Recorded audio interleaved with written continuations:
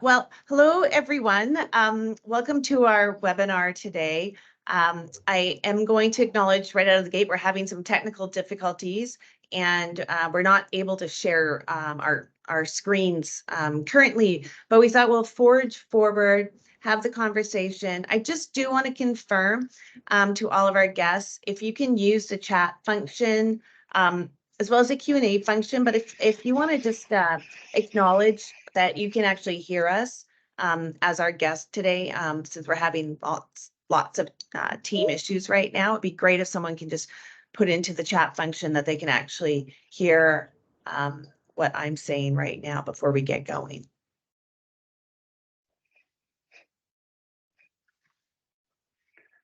Okay, we have, yep, sounds like some people can hear us. Thank you, Greg and Tracy. Okay, great. Okay, and I'm just going to acknowledge right now that I can't see anything in the chat. So, no. Yeah, so I'm seeing Amanda, the chat. You can see the chat. Okay, so that's great. So Jason, if you can just pay attention to the chat if there's questions while we're discussing, that I'm not going to be able to facilitate the questions because I can't see them. So with that, I'm going to welcome everyone to the webinar today. I'm happy to be joined by Jason Myers, the founder and president of Good Lead, and Laura Lynn Mowers, the Senior Research Director. And we are going to have a very interesting discussion about what is neurodiversity and what it means for your employees in terms of training and utilizing hotlines and just learning more about neurodiversity in general. And so when we started this process, I was not familiar with the term, and I've done a lot of reading since, and it's fascinating. And it's something that I think is a very important concept as leaders in organizations, that we get our minds wrapped around about how we are sensitive and supportive to those employees who have neurodiversity challenges within organizations. So with that, Jason, why don't I turn it over to you to start to unravel and unveil really what is neurodiversity and neurodivergence and what is the difference? Hi, thank you. Absolutely, Shannon, and thank you. And thanks everybody very much for joining us. And I have dropped my email in the chat so it's there if anyone has something they want to follow up on. But yeah, LeadGood has been involved in compliance and in professional education now for many years, for as long as that's been around, and we have increasingly brought our attention to this issue and to the company challenges arising from neurodiversity in the workplace. So let's define terms as a way to start, so we all have a common language. Here's what this is about. Right? No two human beings are the same. We always say that, but it also means that no two human brains are the same. No two human brains think or function exactly the same way. That, in a nutshell, is neurodiversity. It is the diversity of our species represented by the way people think, and that there is a natural range of the way people think and process information. It's frankly normal, it's healthy, it's evolutionary. But it does present issues in the workplace, where we tend to have systems that want everyone to basically be the same and deal with things the same way, but they don't. And when we use words like neurodivergence, we're using that word to refer to more distinct or atypical ways in which some people perceive the world, process information, solve problems, communicate with others. If you think of sort of typical, if you want to sort of think of a bell curve, right? Typical in the middle of the bell curve. Well, not everyone fits in the bell curve. And frankly, it's not a two-dimensional bell curve anyway. So we use neurodivergence to refer to people who are, outside of the center. Right, Laura Lynn? And to step in, the term neurodiversity, the term neurodiverse, it's actually quite new. The term was created in response to the more deficit-oriented language that categorizes conditions like autism, ADHD, dyslexia as dysfunctions or disorders. I mean, it's in the label that we use to refer to attention deficit disorder, right? So neurodiversity, it was created as a concept to emphasize that neurological differences should be viewed as distinct cognitive styles with intrinsic value. So different, yes, not bad. Being neurodivergent, it's certainly not without challenges, but being neurodivergent, it's not inherently negative. So Yeah. that's what we mean by neurodiverse. Yeah, and that is really the key point for, when we look at how to run businesses, which is these traits, attentional traits, executive function, ways your executive functioning is working. And executive function is basically your ability to know where you are, know what your goal is, and visualize and actualize all the steps in between, right? Some people have an easier time with that than others. That's executive function. Things like sensory integration or sensory processing. These issues may be profound or not. They may even rise to the level of what the ADA would call a disability or not. But the key thing is they have nothing to do with a person's intelligence. They have nothing to do with the person's commitment to work. They have nothing to do often with the person's raw ability to do the job. And the other key thing, Shannon, yeah, go ahead. No, I was going to say, one of the statistics that you shared with us prior to the webinar is that 20% of the general population is neurodiverse.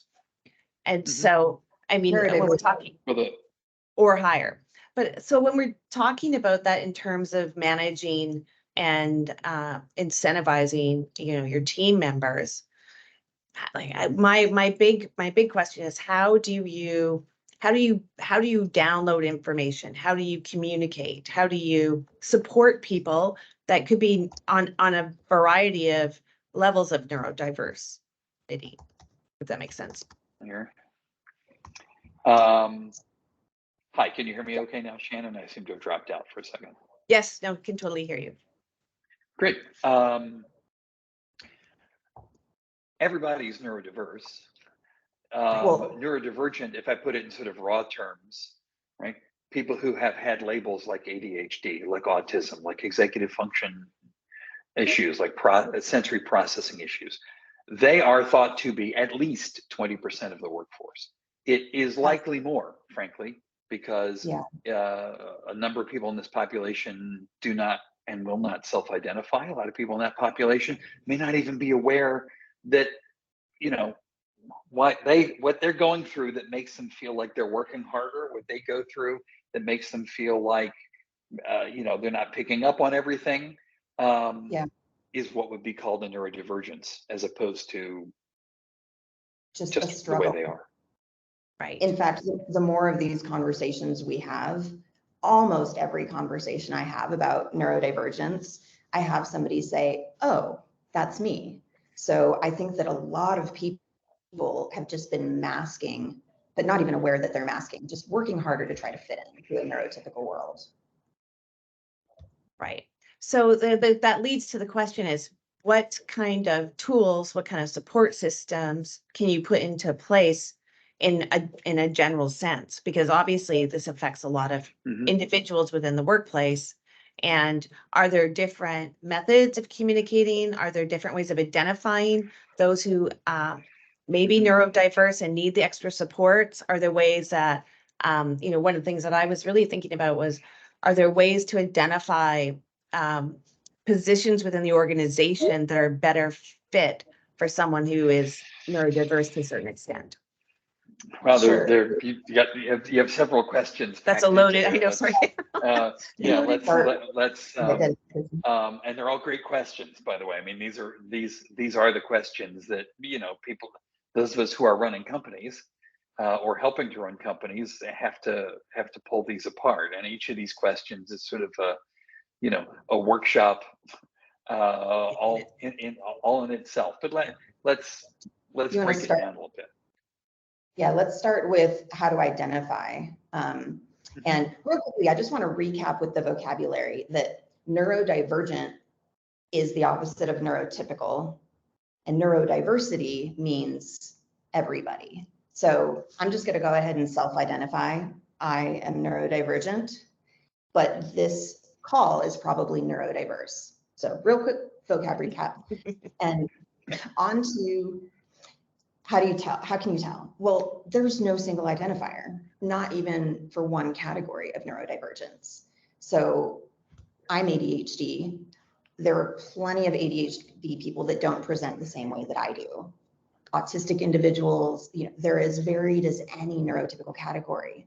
So however convenient it would be for the purpose of business operations, it's important to not try to put neurodivergent individuals into simplified boxes and to think that you can like look at them, pay attention to a few things and know their category.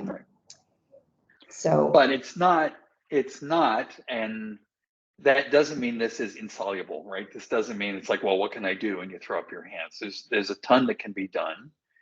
And there are, I think, some traits that recur within specific categories of neurodivergence. So where do we begin within companies?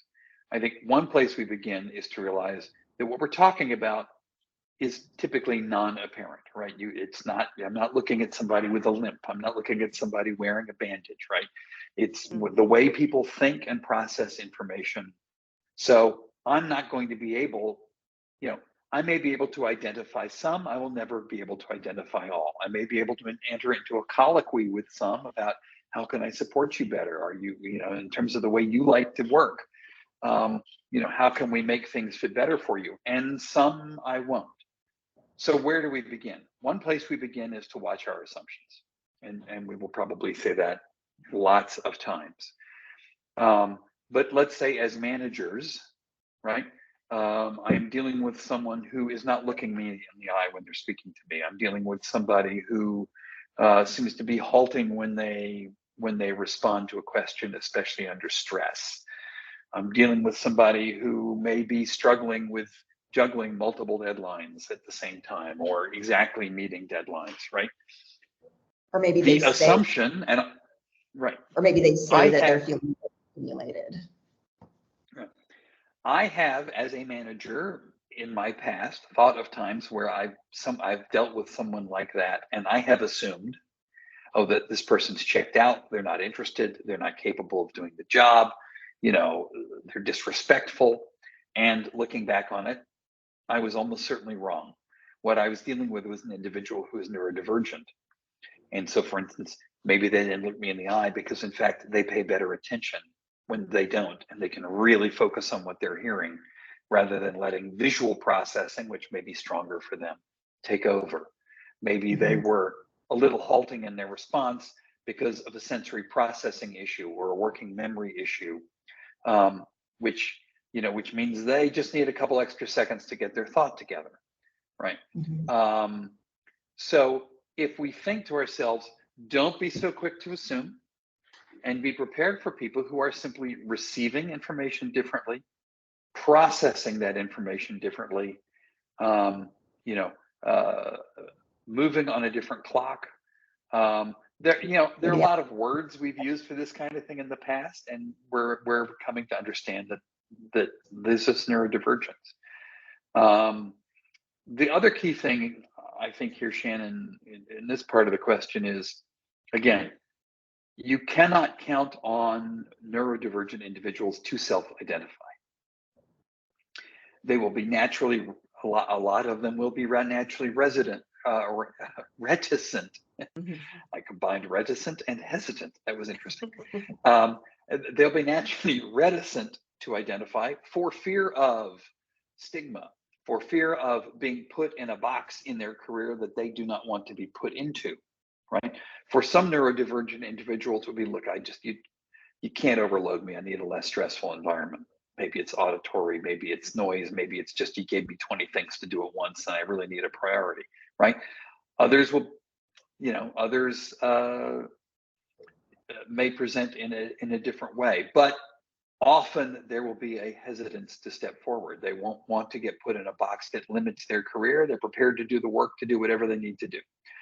And sometimes I would also add that if go ahead, Laurel. Go ahead, Jason, I can wait. I was just going to say, the other thing I think to watch out for is if our response is to say, okay, we can't say basically, okay, all you neurodivergent individuals, come over into this room for training on how to report and blow the whistle, right? Number one, they won't come. You want to identify them. And number two, that's not actually inclusive, is it? That's actually being exclusive when we take people and put them in a room. So the challenge is, what do we do with all the stuff we do so that it is more likely to resonate? Because if we're missing 20% of our population, if there's 20% of the population, we're sending messages and they're not listening on the frequency we're sending on because of the way we're sending those messages. Well, that's a compliance risk. Right. So does that lead me to the next question then?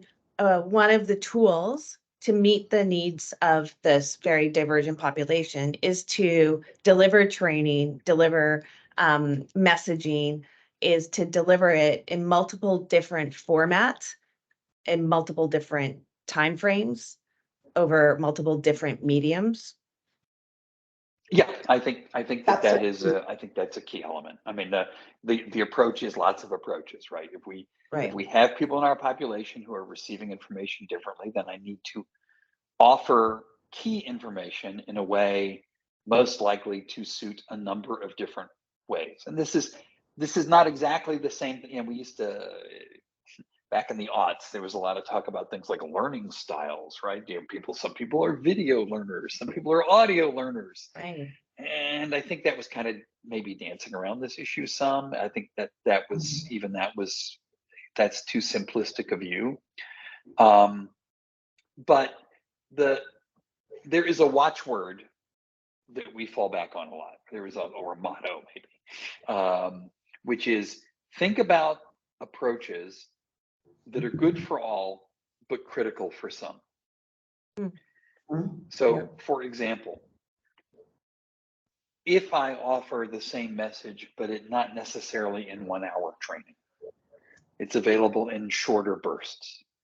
If I offer information that's not just in long text form, which could be a challenge to someone with a reading issue like dyslexia, could be a challenge to someone with a working memory issue, could be a challenge to someone with an attentional issue.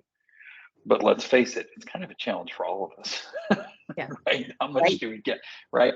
All right. Just think about the emails, the comment, right? The emails you've sent, and then you get a reply that makes it pretty clear somebody did not absorb everything in your 18-paragraph email. Okay.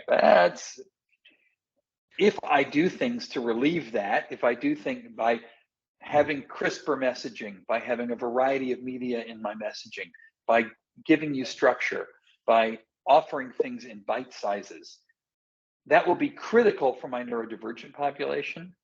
But frankly, it will mean everybody is able to get the message better. And if you want a comparison, right, we created curb cuts for people who used wheelchairs.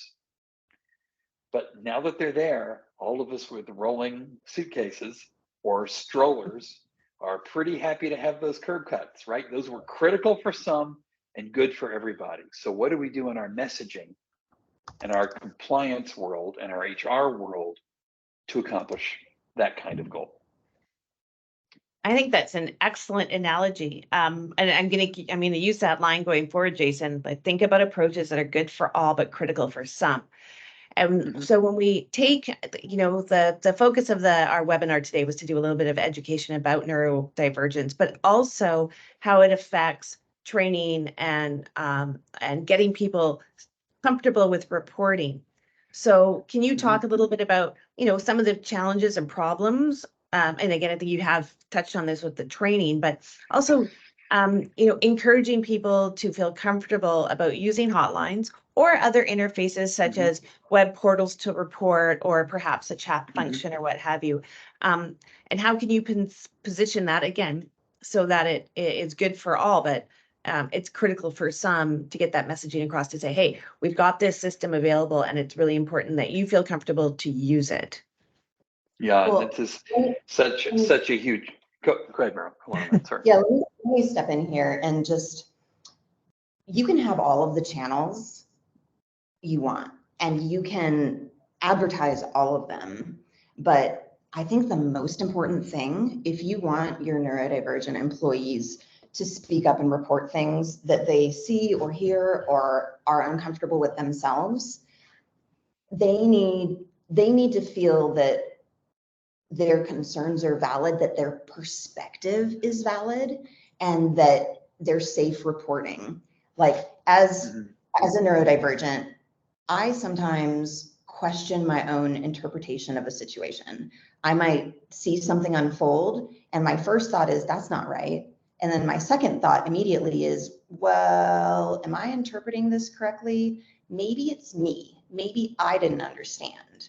And so if you have people who have this sort of tendency to question their own sense of reality because they know that it's not common, first you need them to feel like even if they're wrong, nothing bad is going to happen by speaking up. And so I think maybe before training the neurodivergent folks, it's important to train your leaders and your managers on how to make everybody feel safe, comfortable, valid. Right. We know that in reporting, the whole initial challenge, the base value is we need you to feel safe, right? What keeps people from speaking up often is fear, right? It's we also know it's things like, I don't know if it's worth it because it may not accomplish anything, but let's focus on the fear issue. So we already know that a whole challenge in getting people to speak up is, how do we address that fear? How do we make you feel comfortable? How do we make you feel like there will not be retaliation? How do we make you feel like no one's going to look at you like you said something stupid, right? Let's redouble those efforts when it comes to thinking of the neurodivergent members of our workforce who may already feel like, well, you know, I'm not really sure about much of what I do, or who may be facing a reporting protocol or system that is especially daunting. So Shannon, can we break that down into maybe some examples of the typical, you know, pro-reporting, anti-retaliation regime within companies? And maybe if we start, you know, let's start with training. So I've been in the compliance training world for a long time, and it continues to be the case that in most organizations, the typical, you know, you should report and you won't be retaliated against message is at the end of a 1 or 2 hour anti-harassment module, e-learning module. It's often presented almost as an afterthought. It's often presented in very legalistic terms. Now, if we're at the end of an hour or two of training, it's hard enough for most learners to really pull out this information as being different. But if I have an attentional issue or a processing issue or a working memory issue, man, all this content became a blur to me a long time ago. And if there's nothing in that training to call out particular content, it's especially important. If there are no breaks in that training, to let my processing catch up. If there are challenges in interpreting that training, like there's a voice reading the text all the time, whether I like it or not, and I'm getting the same information, both in audio and in visual at the same time, and I can't turn one or the other off. Okay, that's, by the way, a real processing challenge for a lot of people, right?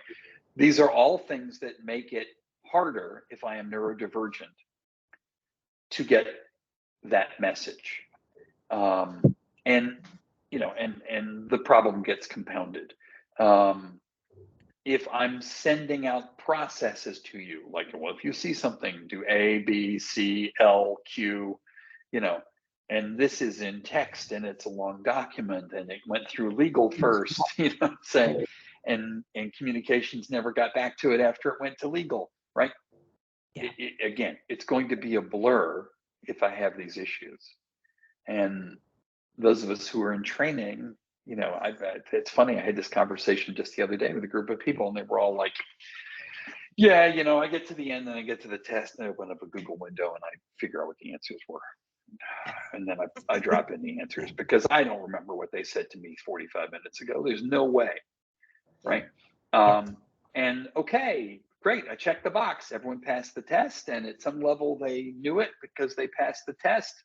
but I didn't engage my population. And when it comes to reporting and overcoming everyone's natural reticence to report, we've got to overcome all this pop culture against reporting, right? Yeah. It's not going to cut it just to say, well, let's do what we do to check the box. And it's going to cut it even less with our neurodivergent, with a fifth of our workforce that's neurodivergent. So that's kind of the training challenge in a nutshell.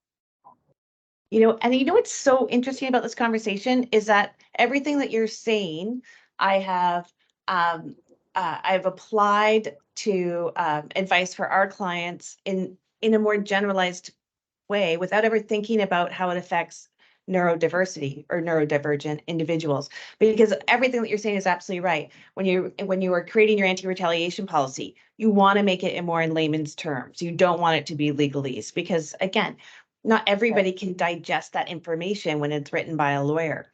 So I think it's really interesting because it's a lot of almost common sense in how we deliver information and how we ensure that there's a common denominator, but also how it can be written and or delivered in digestible chunks. And you made me actually think of previously we had an employee who we adjusted our communications processes.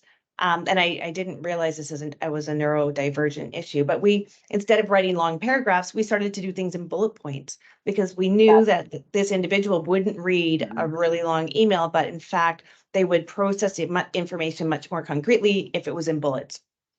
And so this conversation it's really interesting for me personally, because it's bringing back a lot of ways that we've managed in the past, which is very reflective of being cognizant of neurodivergence. So this is a great conversation. Right. That's a great critical for some, good for all. Right? Yeah. Yeah. So within the world of UX, which is UX for those who aren't in tech, it stands for user experience. It's when you're in an app, when you're on a website, how easy is it to navigate? How easy is it to find what you're looking for or complete the task that you went there to do? And in UX, we talk about reducing cognitive load. How do you make it easy, intuitive? There's even a book called Don't Make Me Think, and it's all about reducing the cognitive load of your users. And if you can apply that to your communications, you're 15 steps ahead. If you structure the information with headings and bullet points, just make information easy to find, easy to digest, you're going to be helping everybody. Okay, that's an I just excellent. pulled the book off my shelf and showed it to the camera, but no one can see me. But we can't see it. Who's the author, Jason? It's Steve Krug, Krug. It's a very quick read, great book. And it gets, so this is something that definitely comes up in our reporting regimes, right? Am I making you, how high is the cognitive load I'm giving you? How much am I counting on your working memory? How much am I counting on you being able to deal with large blocks of text? How many hoops am I making you jump through is one way to think of it, right? So if it's, I have seen reporting regimes, which are like, well, first go to this person and then second go to this person. And then if neither one of those gives you a satisfactory answer, go, and it's okay, this is not few hoops. And then that person's phone throws out a few notifications and you've completely lost them. Now they're not even on reporting their issue anymore. Right. I'll give you another example, which is, let's say I log into the hotline and the first thing the hotline, I'm using the web interface, or maybe I'm speaking to an operator. And the first thing I'm challenged to do is, well, what category of complaint is this? And for data, I'm trying to generate data. So I'm asked, first thing I've got to do is categorize it. Well, if I'm already uncertain and I'm already under stress because this is never an easy thing to do, and now you've put this barrier up that requires me to do all this processing, and I know, and I'm related to a neurodivergent individual who could. I'll give you an example. Right, there was a point in his youth where if you ask the question, "What's your favorite flavor of ice cream?" He couldn't answer it. He couldn't answer it, not because he didn't have a favorite flavor, not because he didn't understand it, but simply posing the question opened up such a range of possibilities that he then had to process through. And everything comes to a stop as he's comparing the 50 flavors of ice cream he can think of and trying to rank them all in order. Okay. And what's the result if that's happening in reporting? What category is this of these 3 categories? Well, okay, now I'm engaging in this debate. And if I have, again, an attentional issue, a processing issue, a working memory issue, that may bring the computing and the whole process to a grinding halt. And it's like, okay, I'll think about it and report later. Click. Yeah. Okay. Yeah. What do we do to avoid freezing our reporters? What do we do to avoid frustrating our neurodivergent reporters? How do we reduce the load and get rid of hoops? Right. Okay. This is excellent advice. It's almost like I want to take it back to our product team right now and say, let's think about the interface that we use for, and it is interesting because we recently changed the categorization, the case type categorizations from the beginning of the report towards the end of the report. And another thing that we changed in our own interface was the ability for the case manager reviewers to change the case type category, because totally to your point, I think that people, when they come in to report, they're stressed, they're nervous, it's an uncomfortable situation. And sometimes they don't really know what the case type is. Is it breach of legal obligations, or is it a contractual issue, or is it a fraud? And they won't know the exact definition. And so now we've allowed the operators of the case management system to change the case type category once they've reviewed the report to align it with a more appropriate case type category. Yeah, And, that's great. Because makes that sense allows to me. that allows, you could even have a fill in the blank. I mean, the whole purpose of data standardization is to make it easier to analyze the data. But, hopefully you're not getting thousands of reports. Hopefully you're getting like a dozen or less. And so if you just give, even have a fill in the blank and let the person put it in their own words, and then you have somebody on the back end say, oh, that's discrimination. Oh, that's fraud. That's a way to kind of take over some of that burden. Now, when it comes to manager readiness, we talked a little bit, or I think Laura Lynn, you talked a little bit about making sure that your leadership team is trained, has a sort of the cognizant awareness of some of the challenges within the workforce. What other types of tools or readiness training, et cetera, would you both recommend so that your managers know how to deal with these kinds of issues? Do you mean what do managers and leaders need to know, or what kind of a training program would we put them through? Well, I think a little bit of both. Like, I think, the training sort of predicated on what they need to know. So, yeah, so I'll just speak to, Jason already covered a bit of giving processing time, but for me, one of the most important things, what really works for me, is to have structure. If structure doesn't exist, I create it because I need it. Like for me, time is incredibly theoretical. If I don't have a Google Calendar reminder telling me that I need to be someplace, I'm not going to be there. I create systems that allow me to function in a neurotypical world. And so I think one of the most important things for everyone to understand is that structure, it works for everybody, but it is critical for neurodivergent folks. Okay. And some of my neurotypical colleagues have even told me that the systems I create because I need them, it helps them to function at a higher level because they have all this information in one place and it's so easy to find. Another thing. Go ahead, Jason. No, please finish your thought. And I was just going to add on to what you were saying about giving people time to process information. Just because somebody is looking you in the eye, nodding their head, making the appropriate sounds like, it doesn't mean that they heard you. They might just be doing the things they've learned to do to fit into the neurotypical world. So you need to give folks time to process information, write it down, get it into their brain, maybe have notepads and pens at meetings, just so that everybody has the ability to document information in the way it makes sense to them. Right. And let me turn that same observation around the other way, right? Think about the things that we have been told by, I don't know, popular culture, the quick manager training, whatever, what are signs that somebody is not being truthful with you, right? They're fidgeting, they're not maintaining eye contact. You ask them question for details, and it takes them, and they don't seem to have details readily at hand to respond to immediately. Here's the thing, that doesn't mean necessarily that they're lying. It could be that they're dealing with a neurodivergence, as we've discussed before.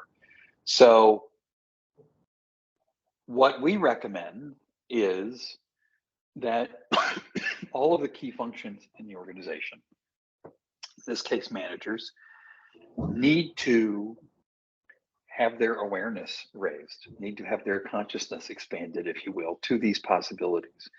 And for example, Lead Good offers workshops on this to managers or to HR teams or compliance teams, depending on, it's slightly different depending on who we're dealing with. But let's take managers, right? Let's workshop this. Excuse me. Let's help you understand, how does neurodivergence often present itself? What are the kinds of possibilities you may be dealing with? Let's run through some scenarios. What assumptions did you make? Okay, those were good or not good assumptions. Because the challenge always with reporters, and I just, Shannon, I always think of that moment that happens for managers, and that instant where, someone sticks their head through a door of a manager's office, let's say, or cubby, right? And says, do you have a minute? And steps in and closes the door behind them, right? And maybe the manager's office they worked into isn't their manager, it's their manager's manager, right? That would be a sort of typical reporting situation, right? And all the alarm bells are going off in that manager's head. I don't have time for this. What's this about? Why aren't they in front of their own supervisor? This person's in it. And let's say you add to that, wow, this person, I can never really figure out what they're saying. They seem to be on another planet, da, da, da. Okay. How are we going to get from there to a reality that needs to be that the manager greets this reporter with gratitude? Mm-hmm. Right.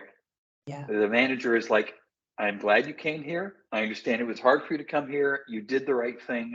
What do you want to say? And let me give you the space to say it. And that is a hard thing. That is not a natural thing, I think, for most humans to be able to do. We got to workshop it, right? Yeah. We have to spend some time, a little bit of time anyway, sort of looking at how we approach these situations so that when they happen, we're ready for them. And I guess, Shannon, I'll offer a wacky analogy if I can on this. This is how my compliance mind works. There's research that says that the people who are most likely to get out of airplane incidents safely and without injury and successfully, right, are the people who look at the cards, the emergency cards. And it isn't because they learned information from the card. It's because the act of looking at the card opened up their mind to the possibility that something would go wrong. And so when something went wrong, they weren't frozen. They were like, oh, it's one of these. And they proceed to deal with the situation instead of sitting there wondering what to do, right? So how do we as managers and leaders, or as compliance departments or HR departments, prepare ourselves so that when it happens, we're like, oh yeah, okay, I'm ready for this. I already entertained this possibility. And I began to absorb what I should do about it. And one way to do that is let's workshop it. Yeah, that is excellent. And you know what, Jason, it sort of leads into, there's a question from one of our attendees who says, as you speak, I can't help but recognize some of my own biases when it came to individuals and change management. I would love to hear more of that. So maybe you can touch on that, because I do think we all come with our biases. Yeah. When you were talking, previously about someone looking at looking you directly in the eye, I think we've all had those moments where you're thinking the individual's being disrespectful when maybe they just can't process while they're looking you in the eye. So can you talk a little bit about biases and how we overcome them and how we realize when we're engaging in those biases? Yeah, I've been there, and I have walked.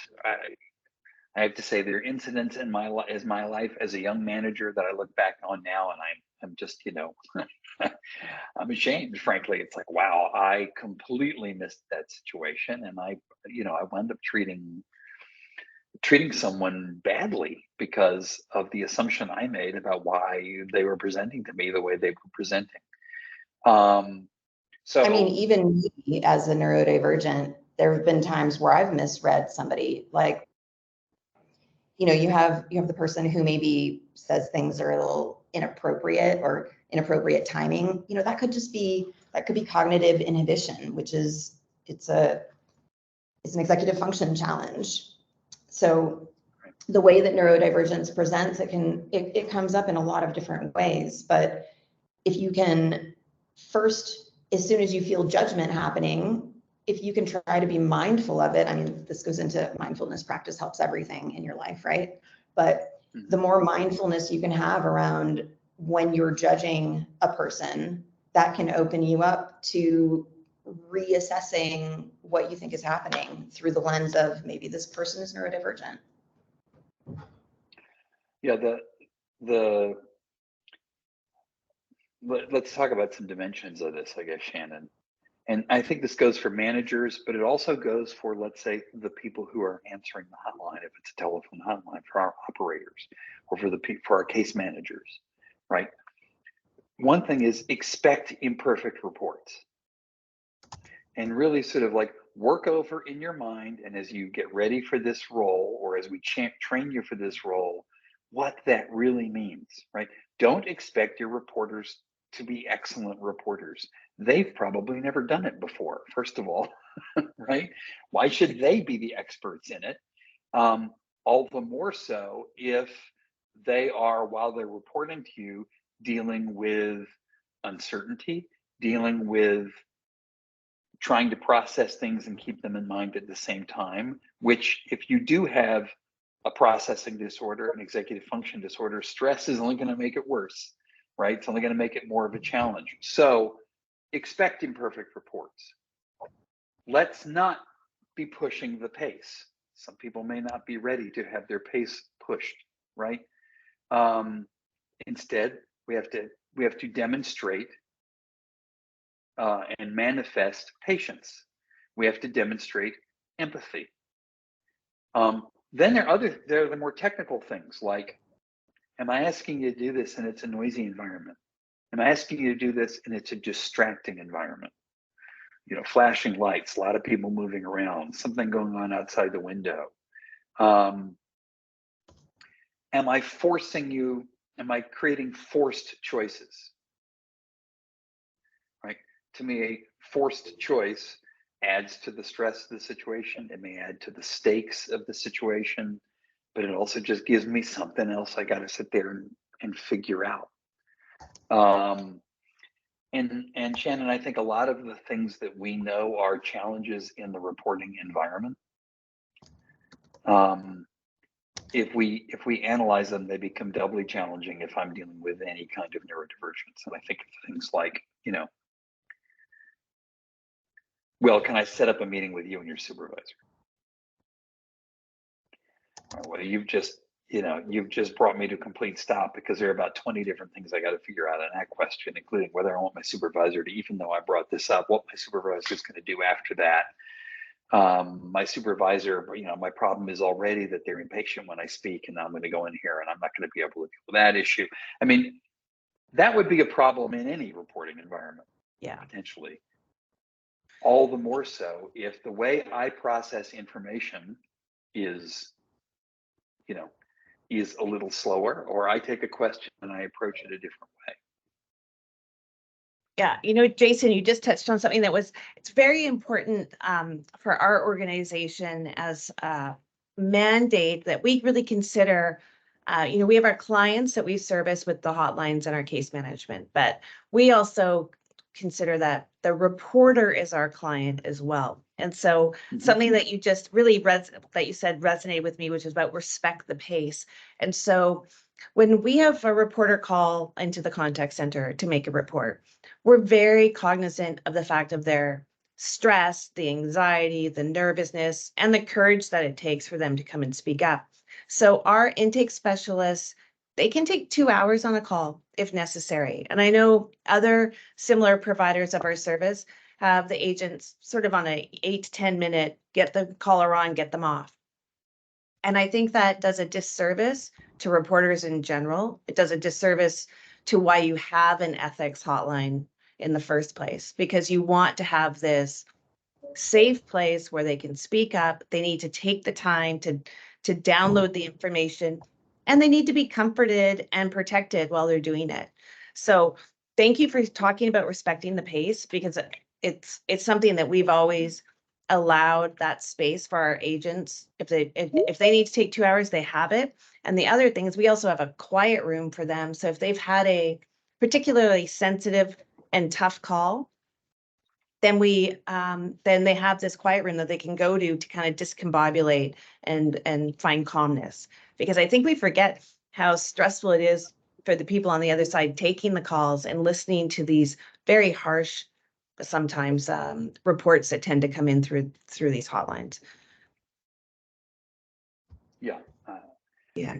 It's, there's so much that naturally, to me, reporting is at the center of everything.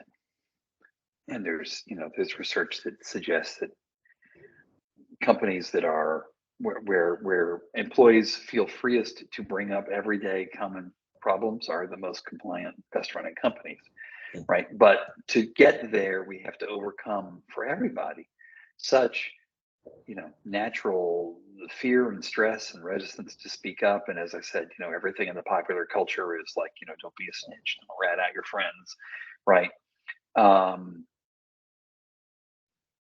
We already have to overcome all that stuff, but we're gonna face even more of a challenge with our neurodivergent individuals. But the other thing about these individuals is, when we talk about diversity, right?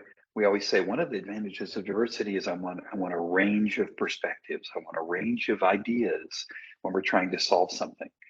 With neurodivergent individuals, you're really getting a range of ways to look at situations, a range of problem solving. There's research that suggests that certain things we call neurodivergences actually allows people to maybe approach a problem in a different way, maybe be more creative in their problem solving. So this is an area where we really want that diversity to face up with challenges. In reporting, maybe a neurodivergent individual is seeing something in a way other people are not seeing. Maybe they are experiencing something legitimately in a way other people have not experienced or aren't experiencing yet, right? We need to hear them, so we have to make that path easier. And I want to make sure we leave time for questions if anyone has them, and we're watching the chat, and feel free to drop them in because I'd love to handle them. But I think, in terms of a key next step, I would say, look, there's a lot of brain science out there. We've just sort of touched on some things, and there's some things that we have frankly overgeneralized, and then there's potentially workshops worth of material to go through here. There's a lot of brain science. There is no reason why any particular compliance professional or HR professional or manager should think that they already ought to know all that brain science. So you're going to have to get help to learn this stuff, and ideally you get the help from a compliance professional or reporting professional who follows and understands this science, but at the same time deeply understands the demands and needs and success factors of compliance, of encouraging reporting, and find somebody who speaks both languages to help you out. Yeah, this has been fascinating, Jason. And I think to your point too, it's not just about the reporter, it's about the operators, it's about the case managers, it's about the leadership team. So it's a full circle of, I think, again, just awareness and then, figuring out what are the tools to support the population in general. And for me personally, out of this conversation, I'm going to go back to the think about approaches that are good for all and critical for some, because I think that at least that sets a foundation of going forward when you're considering rolling out the program, training up the program, supporting the reporters and supporting the reviewers and the management team who have to review and resolve whatever issues come through our hotlines. So I don't know if you have any final words. If anybody does have a question, it'd be great to put it in the chat right now because we've only got a few minutes left, and would love to have some feedback for Jason and for Laralyn as well. Yeah, and we would also just love to hear what kinds of questions are people in this space. What's coming up for you as you hear this material? I do think and one Laura, of the things, oh, sorry, Jason, one of the things you were alluding to as well is really being aware of that moment when someone comes into the supervisor's room and receiving them with gratitude. And I think that's another message that really needs to be embedded in these programs, is that sense of empathy and gratitude, because again, it takes a lot for someone to come forward. And so that's another key message out of this conversation that I'm going to take forward to our team. The gratitude that we need to extend to all of our teammates. Yeah, exactly. I mean, as a manager, what I say when I'm training managers on this, or when I've written training for managers about this, is why did you want to be a manager? You wanted to be a manager because you wanted to be the one making the decisions and solving the problems, and you felt like you had a way to do that. When that reporter walks into your office, even if they're stumbling, even if they're unsure, even if you got to wait them out, right?